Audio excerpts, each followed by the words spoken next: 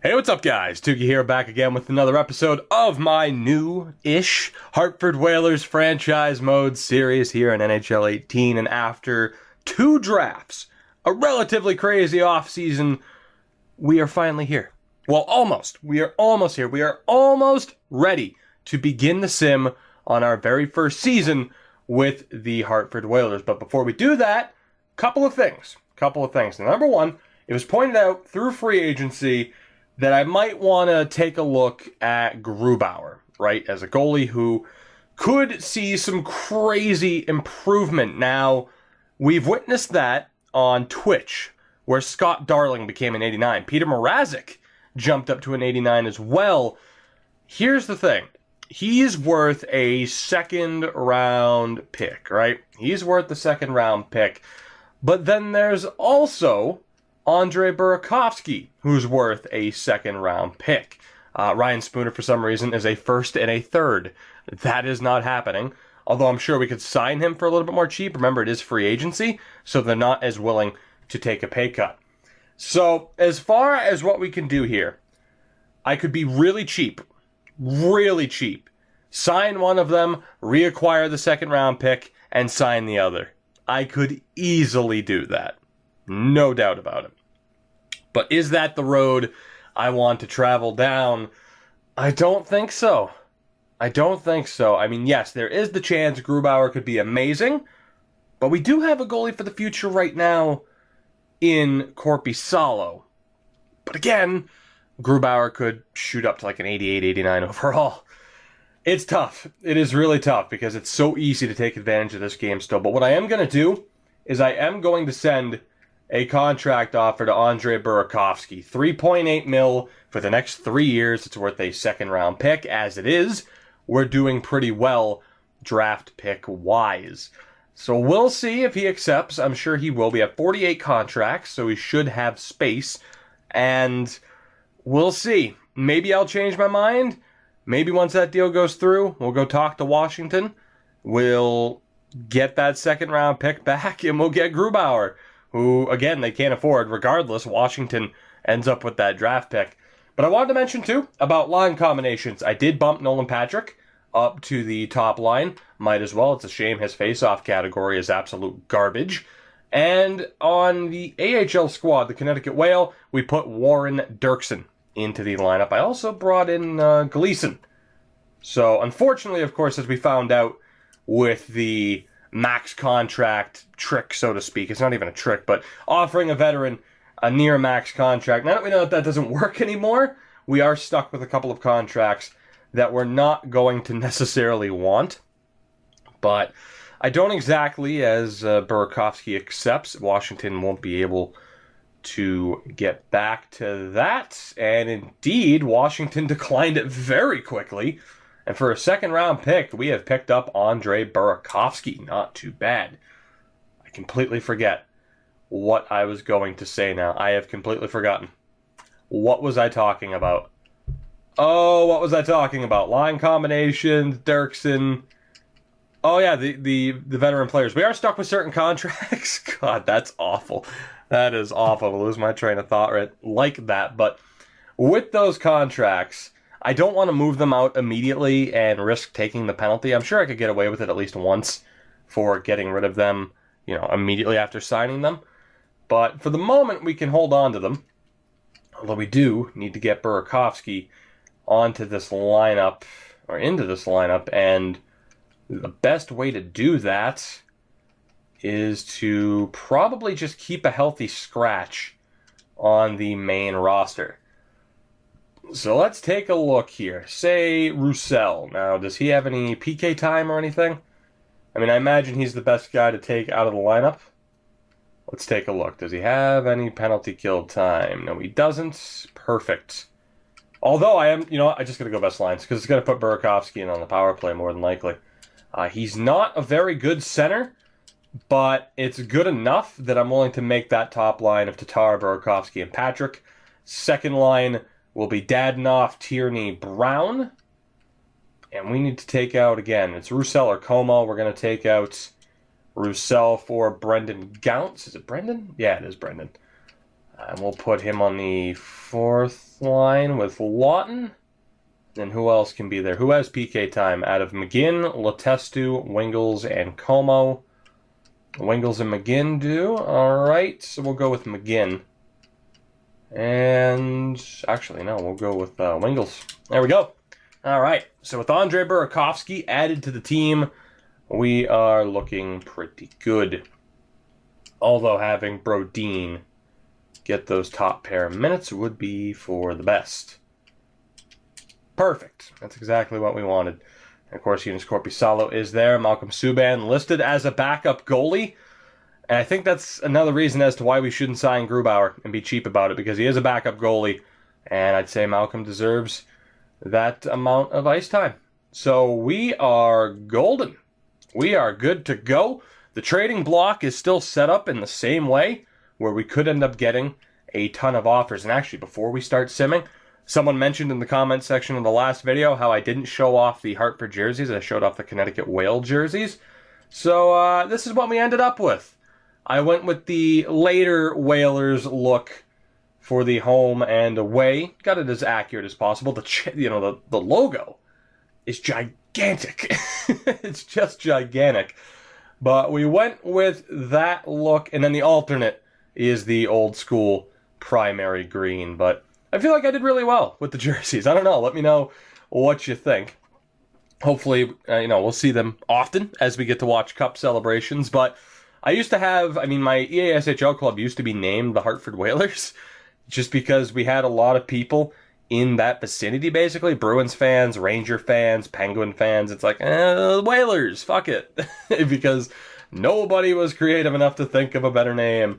So I'm used to making those jerseys, or at least I was. We haven't had that club name in a while, but still, yet another reason as to why I am excited to bring this team back. And again, thank you guys so much for the support with these first few videos.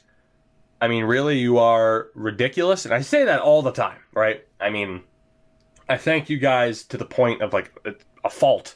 I thank, every video, obviously, but it's nice to see that people are enjoying this series, because I was really concerned. I recorded the first 3 episodes all at once just to get through that first off season. So this is the first time I'm recording in a couple of days for this series, as we won our first 2 games 7-5 and 5-4. Korpisalo, you have your work cut out for you, buddy. But I was worried when it came to ending, just trading everybody after the expansion draft and ending up with that many picks. Because again, with a series like this, I'll address this in a second, you always have people that want me, they want to see the series play out a certain way. Realistic. I don't care if it's realistic. Get this player, don't get this player. It's just, regardless, I'm glad that as far as getting all those picks go, people didn't mind. And the reason why people didn't mind is, of course, I used the trade block to make that happen. And as for this offer, Vancouver's next 2 second-round picks for LA's first, Pulock and Wingles. You are drunk, Jim Benning. What's the matter with you? We do get another offer. So we'd give up Tampa's 3rd this year for Ottawa's next 2 4th-round picks, and we'd get Enroth. I don't quite need Enroth, so that's okay. Holy shit, the offers keep rolling in. Chris Tierney for a 3rd-round pick and Brandon Peary. I'm gonna keep Chris Tierney. This is unreal that these we're getting this heavy amount of offers. Here's another one. Ryan Pulock in Tampa's 3rd for Washington's 2nd next year, and Brett Connolly. No, thank you. Just seeing Brett Connolly associated with another 2nd-round pick just hurts the soul to an unbelievable extent. So no, we will absolutely hold off on that. I'll be intrigued to see as Jamie McGinn fractures his jaw, and we'll just replace him with Roussel. I'm intrigued to see how many offers we get, how many more picks we end up with. I do need to be cautious. If you have too many picks, you can crash the draft. I'm not sure what the magic number is, but needless to say, we're going to be pretty cautious in trying to avoid it. Now, at the end of the first month, we have a 4-3-2 record. Again, our very first game. That's cool. The very first game of the season was Vegas and Hartford, the two new expansion franchises, and we won it 7-5. I almost feel like restarting this episode and simming that game and just seeing what happens. You know, like the very first game with Hartford back. I doubt that there's any kind of special like cutscene or anything, though, but that would be pretty cool. That would be pretty cool. Actually, let me know down in the comments. Is there like a special cutscene? I doubt it. For when you debut a new team. Vegas wants Wingles and Gleason for 2 4th-round picks and Clayton Stoner. No. Jamie McGinn and Gounce for a 4th and a 5th. I wouldn't mind getting rid of the Jamie McGinn contract, admittedly. But I don't want to give up on Brendan Gounce. He's a pretty good 4th liner for us. But now that I know they want McGinn, I might be able to make this work out for me. So let's see if we can take advantage of this. They were willing to give up 4th rounders. I will take, how about a 4th rounder this year and a 5th rounder next year? That's probably too much. Yeah, it's too much. Let's go for a 4th and a 6th this year instead of 2 4th-round picks. Still no. Just a 4th. Still no. Okay. Well, let's see what we can do here. How about a 7th this year and a 5th next year for Jamie McGinn? It's something. He was the best player available. I mean, we took him from Arizona. He's currently injured, and they want him back. Now, he's not on the worst contract. To be honest, should we just keep him for that? I mean, a 3rd liner, yeah, his contract sucks, but he might be a decent player for us on that 3rd line. I gotta be honest, I think Jamie McGinn's more valuable than a 5th and a 7th. Yeah, we might find a steal for that, but he could still be a serviceable player for us. Now, again, do we want to be terrible? Yeah, pretty much. And the Connecticut Whale, I don't know if you noticed, are like, 1-10-1? So, I'm alright with being an awful team, right? Slow and steady is the main objective for this series, but we do still need some half-decent players. Again, you look at guys on this team, Burakovsky, Patrick, Brown, Tierney, Gounce, Lawton. They could be core players for us for these first couple of seasons. So I don't want them to be completely discouraged. And Brodin might very well be a long-term player here as well, as could Shevin Kattenkirk? Kevin Shattenkirk. I'm calling you Shevin from now on. I hope you don't mind. Let me take a look here, by the way. Right. You know what? We'll leave the team the same. They are bound to be awful. Defensively, they're okay. But, you look at the amount of low levels we have in there. You know what? At the very least here, let's put the low-level guys on the 4th line. Dirksen will get to play on the 3rd line. Let's go by overall, just to give some of these guys a chance. I'm going to play Conacher with Taylor Lie and Sprong. I still think I'm butchering his name and have been since the Bruins series. But, yeah, we'll see how that goes. Let's take a look here. Let's move Dirksen over. And then, can any of you play center? Gleason can play center. Perfect. Okay, I think we're good. And we'll see how that team looks moving forward. Hopefully they do a little bit better. It would be nice for the Whale to find some success, but yeah, they are pretty miserable, although they have won 2 straight games. So there's that. Things are looking up. Things are looking up for the AHL squad. Let's see. Let's go goaltender for 2 weeks as well. Again, success with drafting is going to be key. Tierney, no thanks. Not interested in giving up on Tierney. Let's sim to the end of November. I still can't believe we have 8 wins so far this year. That's a little bit shocking, to be honest. I expected us to be much worse, and there we go, a 7-1 loss to Pittsburgh. That really puts the success into, into perspective. Nice. The best part is we could finish dead last and we still won't win the lottery for the number 1 pick. So I'm all right. As long as it's bottom 5, as we get an offer here. McGinn, Olofsson, and Gounce for Luke Shen and a 5th. No. Jesus, Arizona. What? I know I've been making like a million trades here, but do I look like a fool to you? Come on now, give me some credit. Unbelievable. Have there been any trades or signings? I should have checked earlier. No trades, and Scotty Upshall signed with San Jose on November 9th. That is it. Right. The funny thing is, we are currently tied with St. Louis for a third in the division. It's a three-way tie with us and Nashville. Right. Mark Letestu leading the team in points, 21 points in 24 games for Mark Letestu. Not a bad little pick there. Thought we would have traded him by this point, but it hasn't quite happened. As far as looking for trades myself, I'm going to wait till we get closer to the deadline. And again, I'll probably rely on the trade block quite a bit just to see if we can get any low-value steals, because typically a lot of decent prospects end up on the trading block, and I don't necessarily want to just keep, scouting out and just being like, oh, I'm going to go get Sam Steele, and I'm going to go get this guy, and Owen Tippett and Haig. It's like, no, I don't know. I don't want to really play the series like that. I've mentioned that in the Montreal series as well, as we have hit a bit of a roadblock. All right, we're good. That was weird how it kind of paused there.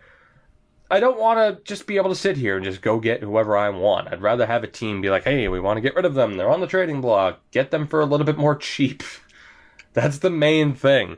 Not having to give up too much in these deals. Especially, too, because our main bartering piece right now, veterans and draft picks. And I don't want to give up draft picks. And I don't want to give up Kevin Shattenkirk for Michael Hutchinson, second and a third. I was going to say 2 picks, but I might as well be specific. A second and a third. Now, I am very tempted. We lost 8-1 to the Rangers. You know what? Might as well just sim to January. I was very tempted, as Marmolin was pissed about his ice time, even though he's the backup goalie. Interesting. I forgot my train of thought again. Wow, man. Wow. By the way, Connecticut have turned it around, and Burakovsky is out with the strained hamstring. Right, so we will edit these lines manually. Nolan Patrick up to an 80 overall. That's what I like to see. Up to a third line scoring forward. It's a good call, guys, on bumping him up. It does put him as the top line center, but again, his face-offs suck. So he's going to have to be the right wing. Let's go with Letestu. We'll put Tierney there. We'll drop down McGinn. Let's see, what do we want to do here? Again, Wingels had power play time. McGinn or Como? Como can't play center, even though I'm pretty sure Como's played center in real life. So it's going to have to be Wingels. Yes, I prefer to have a righty on the right, but to be honest, it's not going to matter. We'll put Como there. There we go. There we go. And actually, you know what? I'd rather have McGinn on that line than Roussel. All right. So again, Mark Letestu having himself a half-decent season. And you know what? We'll just have Brodin with Bogosian. That's fine. And down in the AHL, things are still looking all right. Not much improvement, though, from the players on the bottom line. But for the most part, we're still looking good. But yeah, as far as trading for players go, I don't want to be too ridiculous about it. But I might, on a different note, have to be ridiculous and take this offer. Now, like I said, Jamie McGinn, I feel like has a bit more value for me. Roussel, though, I mean, in fairness, he's not terrible. A 4th and a 7th, that is a really tempting offer, and it would clear up a contract spot. It would clear up a contract spot, but I do kind of like having him as that depth player. I'm going to keep Roussel. You might be thinking to yourself, just get all the picks that you can, but still, I want some decent players around the young core that we have. Now, I am going to try to get rid of Hagman, who, of course, we signed thinking it would be a max deal. I don't think there's any way I can get somebody to take that Hagman contract. I'm going to try to send him to Vegas for literally dirt. 7th round pick next year, not even this year. Let's go next year. A 7th round pick, and to hopefully make it worth their while, there was an unsigned player who was garbage. Marshall Coyle, 6th round pick. Let's tack him onto the deal. Will that go through? I am shocked. Absolutely shocked, but I'll take it. So we hold on to Roussel for now. which is beneficial considering we are dealing with the Burakovsky injury.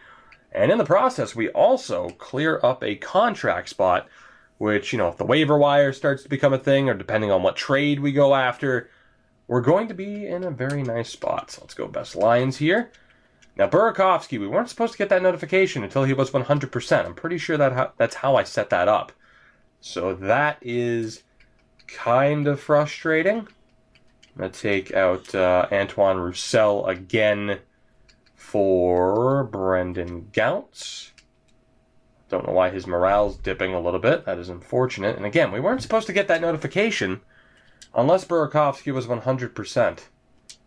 So I'm going to go check that really quickly. We might get the notification at the top of the screen now. We didn't, that he would be 100%. But that's how I set that up. So that's a little bit disappointing. It's not in rules. It would be, I guess I can't edit it from here. All right, I don't have the option to edit it. Again, edit it. So that's fine. Right. That's a little bit unfortunate, but you know what? It is what it is. There's nothing I can do about it. Dadonov leading the team in points, and we are now back into 7th place in the division as we head toward the new year. Right, let's sim to, I don't know, the 1st. Why not? We'll sim to January 1st for the hell of it. We have a 14-20-3 record. Connecticut at 11-24-2. Now again, as far as trade offers go, is it too early to look? Yeah, you know what? Let's go browsing. Dadonov at 30 points. Well, let's take a look. As I went to the wrong tab, as I typically do, let's take a look at what teams are currently shopping. So, speaking of Sam Steele, there you go. Sam Steele and Max Jones currently on the block for Anaheim. Now, they are probably out of our price range. If we're being honest here, they are probably out of our price range. Although Sorella I could use to get one of them, because he is 20 years old at a 56. So it's kind of cheap, whereas his potential's good, so his trade value is really good. But I doubt he progresses in time. So we could get rid of him. And he is not happy for some reason, which probably just because the team sucks. So I could use Alexi Sorella. I'm still probably butchering his name too, to try and get Max Jones or Sam Steele, which would be a decent pickup. Arizona's just shopping veterans. Boston has Ryan Spooner, who isn't even signed. Jake DeBrusk is there. Let's see, 21 years old, a 70 overall. What do we have, though? 19 years old, a 71 for Sam Steele. That's not too bad. Buffalo, just Brian Gianna.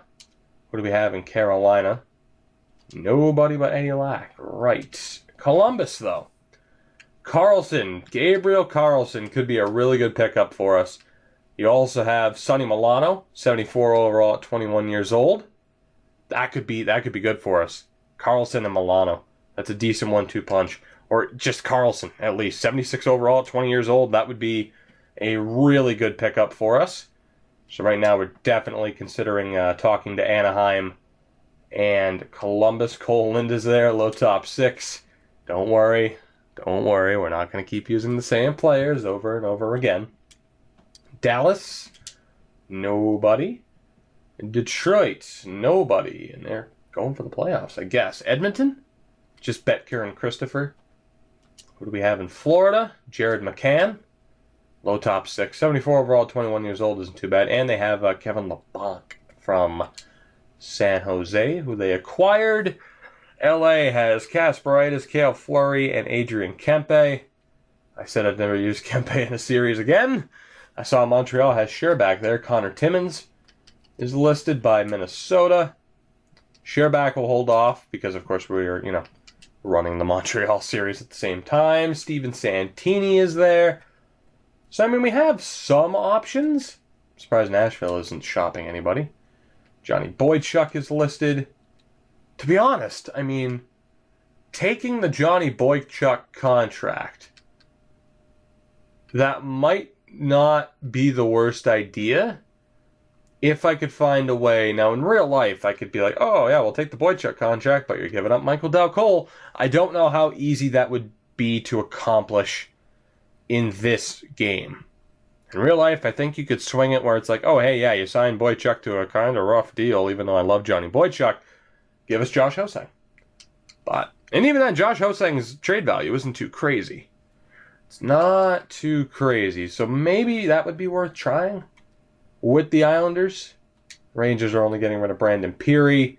Ottawa getting rid of Brassard, Ryan, and Phaneuf, or at least trying to. Philly. I think that's Felipe Myers. Hey, it is. Along with Nick Hague and Sam Morin. It's a good defensive situation there for Philly. Pittsburgh's getting rid of Derek Pouliot. San Jose is getting rid of Adam Ruzicka. St. Louis, Jay Bouwmeester, nice. Tampa with Mitch Stevens, who has no value. That's a bit of a shame. Toronto, trying to get rid of Kasperi Kapanen. Now, low top 6 isn't too promising, but they also have Juuso Valimaki there. So maybe we could go talking to Toronto. And that's pretty much it. So again, as far as value players, I definitely think that we could swing it. Tatar, Schultz, Bogosian even. Someone like Dadonov right now who doesn't have the most value in the world.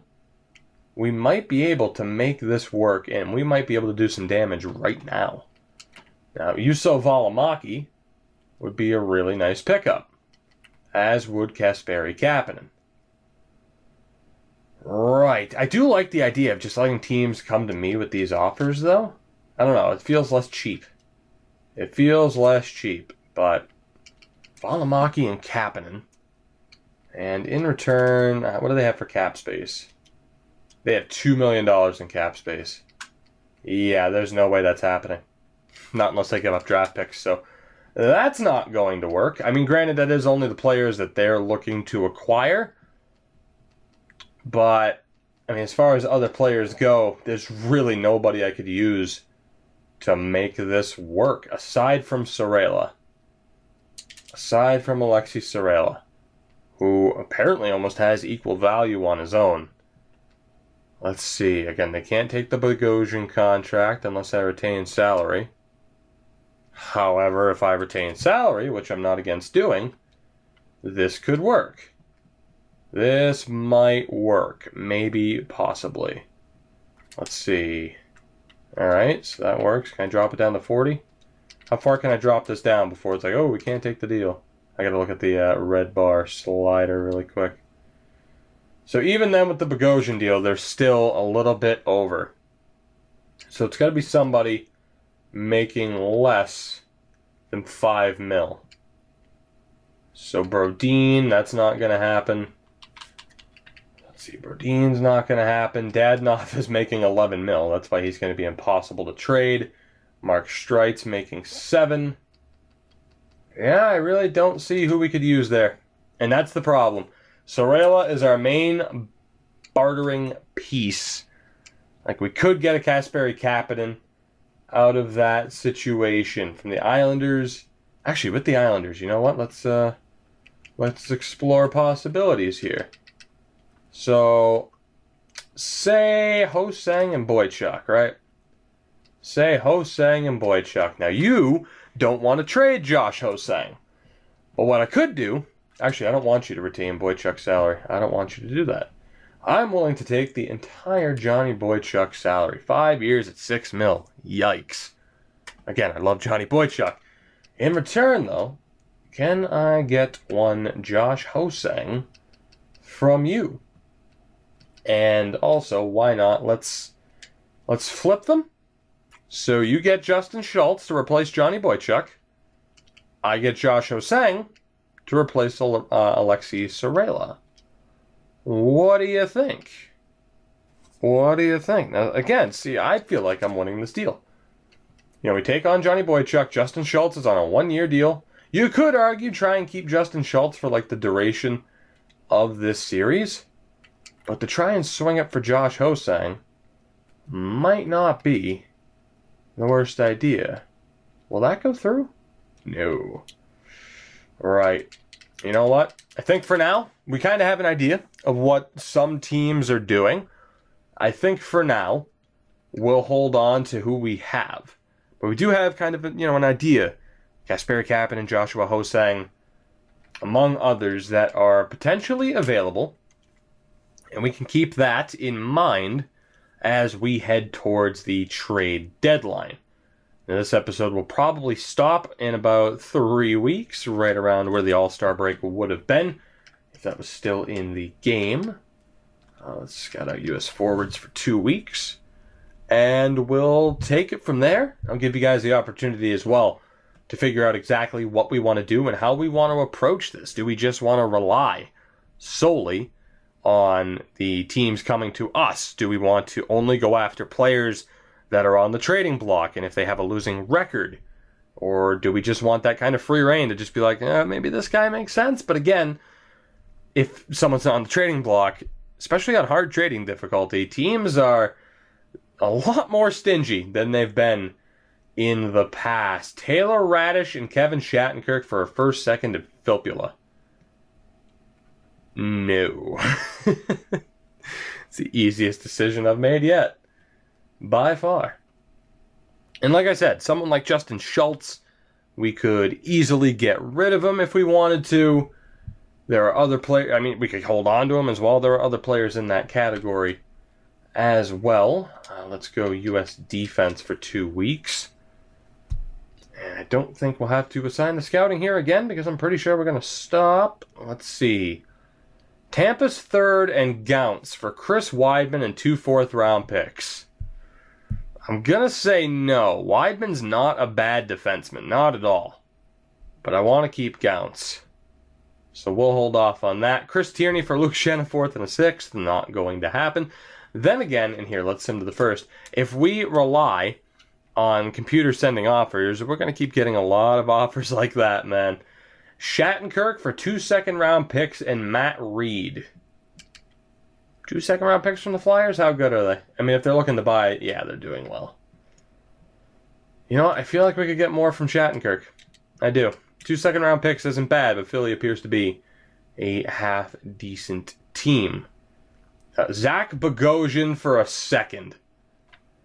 Now that I think I have to take because I cannot believe they are willing to take on that Bogosian contract. Now again, for us, right, having to deal with that Bogosian contract right now, it's not that bad at all. We could easily use him as a serviceable player on our team for the next 3 years, and it'll be fine. But I'm not going to look a gift horse in the mouth, known as a second-round pick for a team that's not much better than we are. I will absolutely go for that. Now, the only thing that I wanted to check, though, was whether or not we could swing another 4th-round pick in there just to make it a little bit more enticing. And yes, we could. So we're going to try to get a little bit more as well.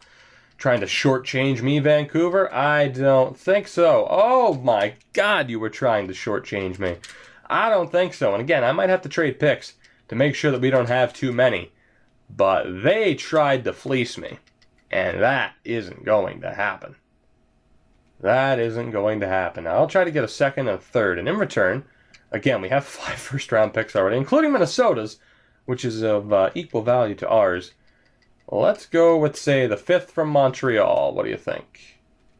All right. How about another 5th from Montreal, just to try and clear out some of these picks. Bogosian and 2 5ths for a 2nd and 3rd from Vancouver? Still no, but we're getting closer.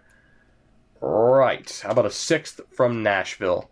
What do you say, Vancouver? So Zach Bogosian and 2 5th-round picks and a 6th for a 2nd and 3rd from Vancouver. Vancouver, Jim Benning, I don't know what's up and why you want Zach Bogosian. Well, he could still be a serviceable player. Again, I am willing to trade that contract. Absolutely. So in the meantime, Ryan Pulock will get the call-up, which will be good for his development. Marmanland is really unhappy, and I don't know why. Complaining about ice time. You've played in 16 games, you scrub. Complaining about ice time when you're listed as an other goalie. You are full of it. Guess who's getting traded? Because I'm not dealing with any bullshit. Him. Anyway, best lines. Let's set it up to see what it looks like. Roussel has dropped a point, which I suppose is not that surprising. Nolan Patrick's up to an 83. That is a great sight to behold. Let's bring in Gounce again. Drop Wingles down. We'll have McGinn, Tierney, Como. Burakovsky as the top line center. And we're looking good. We are looking good. Very nice. Very, very nice. All right, so again, we do have some interesting decisions to make, right? We do. We still have some bartering pieces, whether it's Sorella the prospect, Tatar, Burakovsky, we're probably going to want to keep. Dadnoff's not going to be able to be moved. Letestu? Mark Letestu? 33 points. Expiring contract. Could very well move him. Connor Brown's probably going to be here for the long haul, I'd say. I mean, he's not doing too bad, but he wouldn't be a bad third liner for us in the series. Let me know what you think about Connor Brown. Jimmy McGinn could be moved. Como. We still have a lot of pieces to cycle around here. We do. And we just need to figure out how do we want to approach trading for certain players. How do we want to go about that? Do we just want to go after whoever? Do we want to rely on the trading block? How do you guys think we should approach that as Emmy makes her presence felt? Hello, doggo. Let's see. Daniel Sprong, I guess? Hey. And then the shootout Sprong, Conacher, Ryan Precht, Ollier. Right, we'll put Ryan Jones in there. All right, so let's take a look at some stats really quick, once we hit the first at least. One more game to go. Shattenkirk for a second, third, and Joe Colborn? Absolutely not. So by February 1st, we have a 22, 24, and 4 record. The Connecticut Whale have bounced back to 18, 29, and 3. We are currently just outside of the playoff structure. I mean, we are 5 points back of Nashville, but we're not that far off. The Blackhawks are garbage. Hot garbage. Let's take a look actually around the league. Have there been any trades? I haven't kept the best eye on it. Brassard was traded to Winnipeg for a first and a fourth, and that is it. Aside from the Bogosian deal. So let's see here. Let's take a look around the league. And, I mean, that brings you to the same menu regardless. Team standings. Again, we are currently in 5th place in this division. Montreal leading the way with 70 points. Winnipeg not that far behind. Vegas up in 10th. Right. And the Florida Panthers and Chicago Blackhawks, the 2 worst teams in the league by far, and it's not even close. We are currently in 26th. 26 out of 32. Nice. Evgeny Dadonov leads the team in points. 41 points in 50 games, but again, $11 million contract. He is not going to be able to be traded. If someone offers for him, it would be mind-boggling. Mark Letestu with 35 points in 50 games. Schultz with 32. Tatar and Shattenkirk with 30. Connor Brown, 26. Burakovsky and Nolan Patrick, both at 21. Patrick up to an 83 and is already a second-line forward. That is beautiful. Tierney with 20. McGinn, 17. Lawton and Gounce not doing too badly either. And then, of course, Ryan Pulock just played his first game. The goaltending, now Korpisalo's also progressed. He's still listed as a backup, but he's an 81 overall. 37 appearances, only a .905 save percentage. Malcolm Subban, still a 76. 17 appearances, a .918 save percentage. Around the league, let's take a look at the current scoring race. And surprise, surprise, 3 Penguins at the top of the list. Malkin, Kessel, Crosby. Yikes. Kyle Turris is up there with 54 points. Austin Matthews with 52. Taylor Hall's doing well. Stone's doing well. McDavid with 47. Zetterberg still up there. Bergiu at 46. Any real surprising names? Eric Stahl's having a good season. 21 goals. Mitch Marner, OEL, Eric Carlson, JT Miller. Where was that in the Manhattan Project, buddy? Wipe that smirk off your face. You disappoint me. The goal scoring leader right now is Evgeny Malkin, 31. Corey Perry and Patrick Kane tied at 25. Tyler Seguin and Ovi at 24.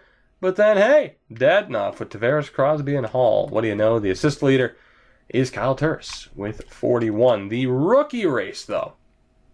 Right now, It's Sebastian Aho leading the way. 28 points, 26 for Clayton Keller, 24 for Colin White. And then Nolan Patrick. Imagine if Nolan Patrick had somebody decent on that top line with him. Tatar's not bad, but still, Nolan Patrick, 21 points, still very much alive in the rookie race. Alex Tuck is there, Tyson Jost as well. So guys, that will do it. We are a little bit over the midway point of our first season with the Whalers. We have sold a little bit here and there, but again, there's still, as I tried to fight off that burp and it didn't happen again, there was still a lot more to do. It's just a matter of what approach do we want to take, and I want to know from you guys down in the comments below, what do you think we should do? What do we do trading-wise in particular when it comes to finding players to go after? Do we rely solely on the trading block to try and get these players at a discounted rate? Guys, I hope you did enjoy. If you did, you know what you have to do to support the video and the channel. And of course, any and all support is more than greatly appreciated. And until next time, have a good one, take it easy, and go Whalers.